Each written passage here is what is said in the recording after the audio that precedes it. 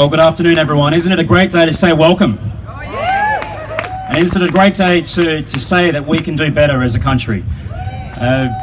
Friends, not long ago I read an article about something that happened in the American city of Columbus, Ohio. Protests there have occurred in recent months against the local mosque. One day outside the mosque there was a woman called Annie who picketed the mosque by herself and for some 40 minutes hurled anti-Islam and anti-Muslim abuse at members of the mosque. People in the mosque tried to reason with her, they tried to speak with her, but she wouldn't have any of it. Until one person from the mosque went out to meet her, met her with open arms and gave her a hug. And you know what happened after that hug? She melted, she went into the mosque, and for the next 2 hours she listened and spoke to members of that mosque, and she left saying, "I didn't realize that Muslims could be so nice." Friends, I tell you this story because it is a reminder to us that goodwill and understanding can trump fear and ignorance. And that is the message that you are all sending, that we are all sending today, not only through our walk together, but also through the open day that we have with mosques around the country. Today is a day for us to send a green light for goodwill and understanding.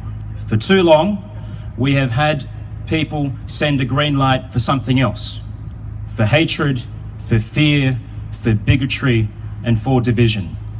It's time for good Australians to stand up and defend what is our remarkable multicultural achievement.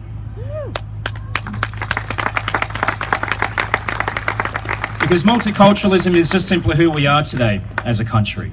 You will have heard this before from others, but almost half of our population is either first generation or second generation Australian. It's in our blood now. But there are reasons for us to be vigilant about this achievement. If you just look at events of this month, you will find that there have been protests directed at Muslims around the country. We've had a new political party being launched that is dedicated to opposing multiculturalism. We've had as well reminders of the reality of racial discrimination for many people in our society, but particularly for Aboriginal and Torres Strait Islander people who are experiencing this in a way very different to any other group in our society. But we do take a strong stand against this, and on this day, exactly 40 years ago, we saw a law come into effect that prohibits racial discrimination. October the 31st, 1975 was the day that the Racial Discrimination Act came into effect.